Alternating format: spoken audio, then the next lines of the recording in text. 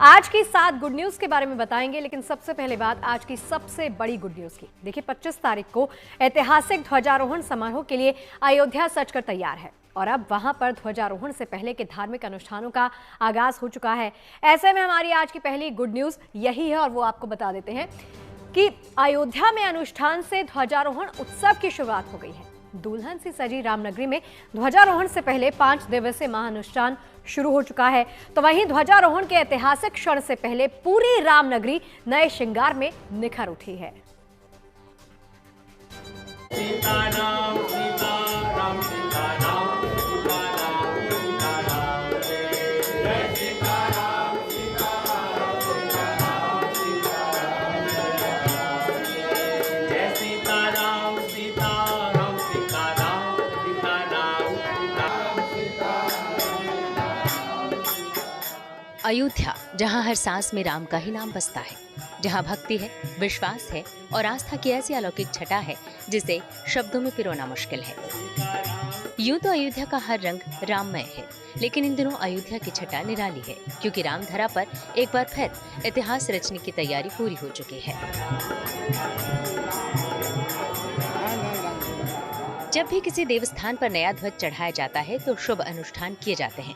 रामनगरी में भी ऐसे ही धार्मिक अनुष्ठानों का शुभारंभ हो चुका है।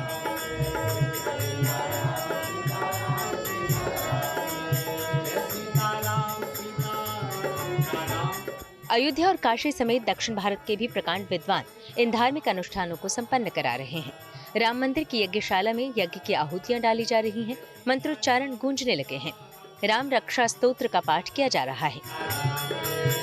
श्री राम मंदिर परिसर में ध्वजारोहण के लिए वेद पाठ, हवन और वैदिक विधि से आज से अनुष्ठान शुरू हुए हैं, जो ध्वजारोहण के महापर्व को शुभ और मंगलमय बनाने की परंपरा है। ये अनुष्ठान मंगलवार 25 नवंबर तक चलेंगे। आज गणपति पूजन और चतुर्वेद पारायण के साथ अनुष्ठान किया जा रहा है। इसके बाद अग्निदेव की स्थापना की जाएगी और नवग्रह पूजन होगा। तीर्थ क्षेत्र ट्रस्ट के अनुसार 23 से 25 नवम्बर तक 3 दिनों तक विशेष सांस्कृतिक कार्यक्रम भी होंगे। श्रद्धालु दूर दूर से पहुंच रहे हैं। हर चेहरे पर एक ही भाव है, रामलीला की जय।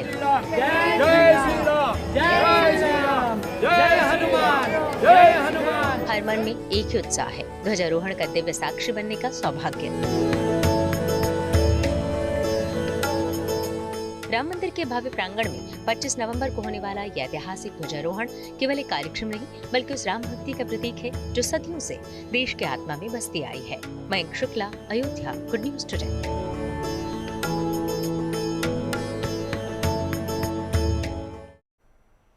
देखिए इस साल 30 अप्रैल से शुरू हुई 4 धाम यात्रा अब अपने समापन की तरफ है। केदारनाथ धाम के साथ यमुनोत्री, गंगोत्री धाम के कपाट भी बंद हो चुके हैं। अब केवल बद्रीनाथ धाम में यात्रा जारी है। यहां भी आज से पंच पूजा के साथ बद्रीनाथ धाम के कपाट के बंद होने की प्रक्रिया शुरू हो गई। ऐसे में हमारी आज की दूसरी गुड न्यूज यही है और वो आपको बताते हैं कि पंच पूजा से 4 धाम यात्रा के समापन का आगाज। बद्रीनाथ धाम में आज से कपाट बंद की प्रक्रिया के तहत पंच पूजा शुरू हो गई है। पंच पूजा के पहले दिन आज यहां भगवान गणेश के कपाट शीतकाल के लिए बंद किए जाते हैं। गणेश जी अब अपने निजी स्थान से बद्री विशाल के गर्भगृह में पधार चुके हैं। दरअसल बद्रीनाथ मंदिर परिसर के अंदर गणेश जी की परिक्रमा स्थल में हनुमान जी के साथ विराजमान रहते हैं, लेकिन पंच पूजा के पहले दिन गणेश जी अपने स्थान से उठकर बद्री विशाल के गर्भ में विराजमान हो जाते हैं। बद्रीनाथ धाम के कपाट बंद होने की प्रक्रिया आज से पंच पूजाएं शुरू हो गई हैं। आज सबसे पहले मुख्य पुजारी रावल जी द्वारा श्री गणेश जी की जो प्रतिमा है, जो सभा मंडप में इस समय विराजमान रहती है, यात्रा काल में विराजमान रहती है, उसे सभा मंडप से उठाकर बद्री विशाल के साथ गर्भगृह में विराजमान कर दिया गया है और रात्रि में श्री गणेश की प्रतिमा को बद्री विशाल के गर्भगृह से हटाकर मंडपम में भेज दिया जाएगा, जहाँ शीतकाल में गणेश जी रहते हैं, कपाट बंद माने जाते हैं। आज से पंच पूजाएं शुरू हुई हैं। कल यहाँ पे आदि केदारेश्वर के कपाट शीतकाल के लिए बंद होंगे, जिन्हें केदारनाथ का स्वरूप बद्रीनाथ धाम में कहा जाता है। अब बात एक ऐसे खास कैफे की जिसमें चाय कॉफी परोसने वाले कर्मचारी कभी हथियार और विस्फोटकों के साथ एक्सपर्ट हुआ करते थे। दरअसल जगदलपुर में खुले पंडुम कैफे में आत्मसमर्पण कर चुके वो नक्सली काम कर रहे हैं, जिन्होंने हिंसा का रास्ता छोड़कर सम्मान और शांति के पथ पर आगे बढ़ने का फैसला लिया है। ऐसे में हमारी तीसरी गुड न्यूज इसी पर बेस्ड है और वो ये है कि कभी बारूद बिछाते थे, आज पिला रहे हैं कॉफी। ये बड़ा बदलाव आया है छत्तीसगढ़ सरकार की पुनर्वास नीति की वजह से, जिससे हिंसा त्यागने वाले नक्सलियों को सम्मान के साथ मुख्यधारा में जुड़ने का मौका मिला है।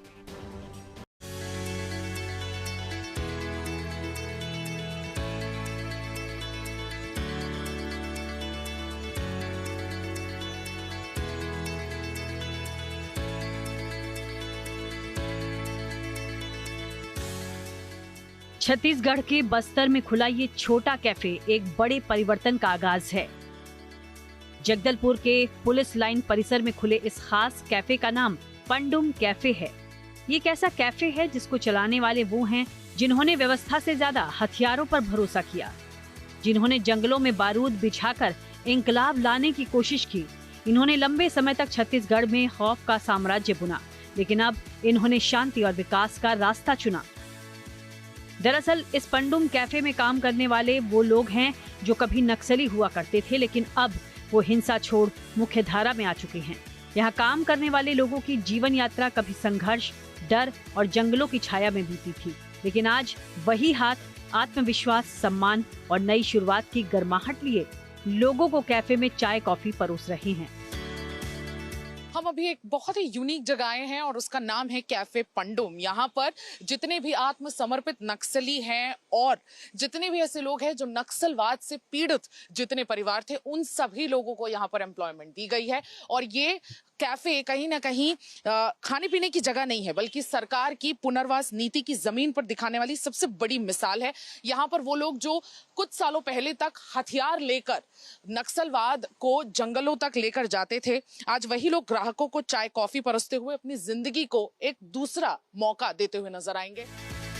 पंडुम कैफे में हर प्याली के पीछे एक कहानी है, जिनमें संघर्ष के बाद के आत्मविश्वास का वो एहसास है जो उन्हें और उनके परिवार की सुरक्षित भविष्य की गारंटी दे रहा है। मार्च 2016 को समर्पण किया और 2004 से नक्सल संगठन में जुड़ा था। जुड़ने के बाद समर्पण करने के बाद जगदलपुर में आए तो देखे तो बहुत कुछ अच्छा लगा। जगदलपुर को देख के, सिटी को, तो बाल बच्चे भी छोटे छोटे थे तो थोड़ा बढ़ गए। तो अभी गांव तरफ जाएंगे बोले तो नहीं बोले, अब यहीं पढ़ेंगे पापा बोल के बोले, तो ये बस्तरा स्कूल में पढ़ा। पंडुम कैफे के जरिए आत्मसमर्पण कर चुके नक्सली सम्मान के साथ अपनी आजीविका अर्जित कर रहे हैं और सरकार के द्वारा नक्सलियों के पुनर्वास के लिए चलाए जाने वाले कार्यक्रम पर भरोसा भी जता रहे हैं। के अंदर काम करने की क्षमता बहुत ज्यादा है और अभी थोड़ा सा कम्युनिकेशन में थोड़े इश्यूज तो हैं, बट वो धीरे धीरे रिजॉल्व होते जा रहे हैं। सबसे बड़ी बात मुझे यहाँ पे ये अच्छी लगी कि यहाँ पे जो नक्सल पीड़ित बच्चे हैं या जो गांव से छोड़ के बस्तर में आए हुए हैं, जो नक्सल पीड़ित परिवार हैं, उनको यहाँ पे एक मंच मिला है, बहुत अच्छा मंच मिला है कि वो यहाँ के लोगों से मिल सकें और भविष्य के लिए आगे अपनी व्यवस्था कर सकें। ये मेरे ख्याल से यह जगह उनके लिए पाठशाला होगी। यहाँ पे वो जो सीख के जाएंगे, आगे वो खुद इम्प्लीमेंट करेंगे, खुद आगे जाके मालिक भी बनेंगे। पंडुम कैफे केवल पूर्व नक्सलियों को रोजगार ही नहीं दे रहा, बल्कि ये आदिवासी कला और संस्कृति को बढ़ावा भी दे रहा है। लिहाजा यहाँ आने वाले लोगों की संख्या लगातार बढ़ रही है। जगदलपुर से सुमी केवल पटेल के साथ bureau report, good news today. Delhi में कम आय वाले लोगों को अब केवल 5 रुपए में भरपेट भोजन मिल सकेगा। दरअसल दिल्ली सरकार अटल कैंटीन योजना के तहत गरीबों को पौष्टिक और भरपेट खाना खिलाने की योजना की शुरुआत कर रही है।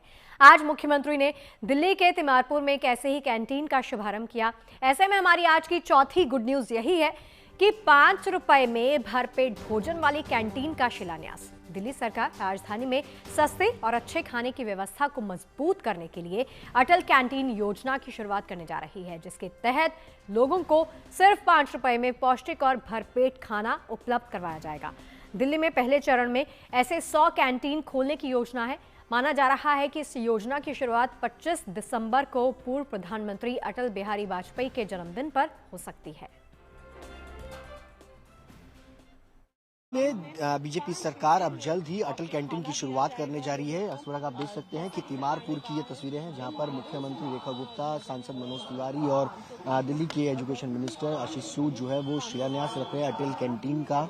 ये तिमारपुर विधानसभा का है, जहां पर पहली अटल कैंटीन की शुरुआत की जाएगी, जिसमें 5 रुपए में आपको पौष्टिक आहार जो है वो दिल्ली सरकार जो है वो प्रोवाइड करेगी। और ऐसे में दिल्ली में अगर कहा जाए तो लगभग 100 कैंटीन की शुरुआत जो है वो दिल्ली में की जाएगी, जहां पर जो गरीब और असहाय लोग हैं उनको, मेहनत मजदूरी करने वाले लोग हैं उनको सही समय पर और बेहतर पौष्टिक आहार जो है वो मिल सके, इसकी शुरुआत जो है वो आज से की गई है। गुजरात के सूरत शहर में एक नई शुरुआत हुई है। ये कदम महिलाओं की सुरक्षा और सम्मान को नई दिशा देने वाला है। दरअसल गुजरात की सूरत महानगर पालिका ने शहर की महिलाओं के लिए विशेष रूप से पिंक बस सेवा की शुरुआत की है। ऐसे में हमारी 5वीं गुड न्यूज यही है और वो आपको बताते हैं कि सूरत में महिलाओं को मिला पिंक बस का तोहफा। सूरत की सड़कों पर दौड़ती ये खास बस सिर्फ महिलाओं के लिए है और इसे चलाने वाली भी एक महिला है।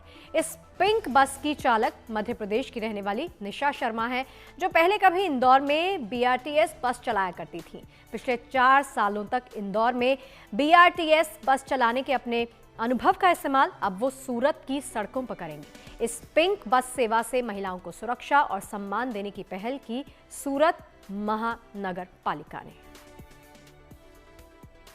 सूरत में पहली बार महिलाओं के लिए विशेष तौर पर पिंक बस की शुरुआत की गई है और मैं यहाँ पर पहुंचा हूँ। देखेंगे आप, इस पिंक बस पर महिला चालक ही बस को चला रही हैं, जो स्टीयरिंग को थामे हुए हैं। और अब ये पहली मतलब बस सूरत की न सिर्फ गुजरात की ये पहली बस है और गुजरात की पहली बस में महिला ही इसके चालक है और महिला ही इसमें सवारी कर सकेंगे। आप देखेंगे जो स्टूडेंट्स हैं, जो बच्चियां हैं वो यहाँ पर बैठी हुई हैं और पीछे भी आप देखेंगे तो वहां पर भी बच्चियां और महिलाएं बैठी हुई हैं। तो बस की तस्वीरें हैं जो स्पेशली महिलाओं के लिए शुरू की गई है सूरत महानगर पालिका द्वारा। झीलों की नगरी उदयपुर में एक बार फिर से शाही शादी का गवाह ये शहर बनने जा रहा है। इस बार मौका है अमेरिकी अरबपति बिजनेसमैन के बेटे और अमेरिकी मूल की दुल्हन एलिजाबेथ की शादी का, जिसमें शामिल होने के लिए दुनिया भर के वीवीआईपी और कलाकार पहुंच रहे हैं। ऐसे में हमारी 6ठी गुड न्यूज यही है और वो आपको बताते हैं कि अमेरिकी अरबपति के बेटे की उदयपुर में शाही शादी की तैयारी। इस शाही शादी के बारे में बता रही हैं हमारी सहयोगी प्रीतम जैन। राजस्थान का उदयपुर शहर एक और रॉयल डेस्टिनेशन वेडिंग का वेन्यू बन चुका है और ये वेडिंग कोई नॉर्मल वेडिंग नहीं है, ये ग्रैंड लग्जरी वेडिंग है जो कि बिजनेसमैन राजू मंटेना की बेटी नेत्रा मंटेना की शादी है और जो कि शादी हो रही है वामसी गडीराजू से। तो इस वेडिंग के लिए जितने भी बड़े सितारे हैं, सेलिब्रिटीज़ हैं, वीवीआईपीज़ हैं, वो उदयपुर पहुंचना शुरू कर चुके हैं। और एक जो हाईलाइटेड पर्सन है, जो सबसे स्पेशल पर्सन है, वो है डोनाल्ड ट्रंप के बेटे यानी कि जूनियर ट्रंप, जो कि इंडिया में पहुंच चुके हैं। कल वो ताजमहल विजिट कर रहे थे, आज वो उदयपुर शहर पहुंच जाएंगे। शाम के समय में उनका चार्टर यहाँ पे लैंड करेगा और उसके बाद में लीला पैलेस जो लेक पिचोला के पास में है, वो सभी गेस्ट के लिए बुक किया गया है। 21 से 23 नवंबर तक, जब तक ये शादी के जितनी भी सेरेमनीज़ हैं वो चलेंगी, तब तक लीला पैलेस में और किसी गेस्ट को एंट्री नहीं दी जाएगी, क्योंकि 82 रूम्स यहाँ पे बुक किए गए हैं, जिसमें जूनियर ट्रंप के लिए 10 लाख का महाराजा स्वीट बुक किया गया है। साथ ही साथ 7 लाख का रॉयल स्वीट भी शादी के लिए बुक किया गया है। इसके अलावा जो 82 कमरे हैं वो भी सभी गेस्ट के लिए बुक किए गए हैं। यहाँ पे अगर मैं परफॉर्मेंसेस की या फिर किस तरीके से ये ग्रैंड शादी होने वाली है उसकी मैं बात करूँ तो जस्टिन बीबर, जेनिफर लोपेज, ये दोनों यहाँ पे परफॉर्म करने आए हैं। साथ ही साथ में अलग अलग सेरेमनीज़ जो रखी गई हैं उसमें 21 नवंबर आज शाम को संगीत नाइट होगी, जिसके बाद में कल सुबह 22 नवंबर को हल्दी का कार्यक्रम, मेहंदी का कार्यक्रम जो होता है वो रखा गया है। मेहंदी के बाद में 23 तारीख को वेडिंग सेरेमनी होगी और 23 की ही शाम को रिसेप्शन होगा। चलिए, शाही शादी के बाद अब बात सुंदरियों की करते हैं। थाईलैंड में 74वीं मिस यूनिवर्स प्रतियोगिता में ये आयोजित हुई। मैक्सिको की फातिमा बॉश ने इसमें इतिहास रच दिया। फातिमा मिस यूनिवर्स चुनी गई हैं। ऐसे में हमारी आज की 7वीं और अंतिम गुड न्यूज यही है, मैक्सिको की फातिमा के सिर सजा मिस यूनिवर्स का ताज।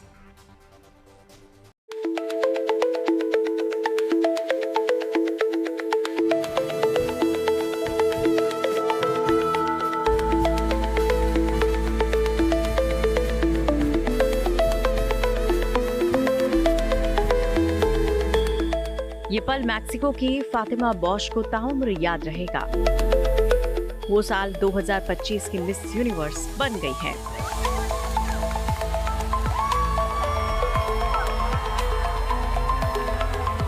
जैसे ही उनके नाम की घोषणा हुई तो वो भावुक भी हो गई।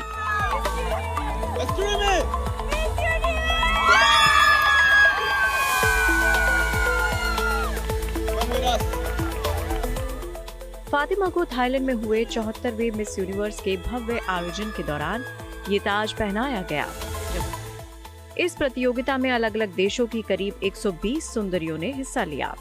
इसमें भारत की ओर से राजस्थान की मनिका विश्वकर्मा ने हिस्सा लिया था।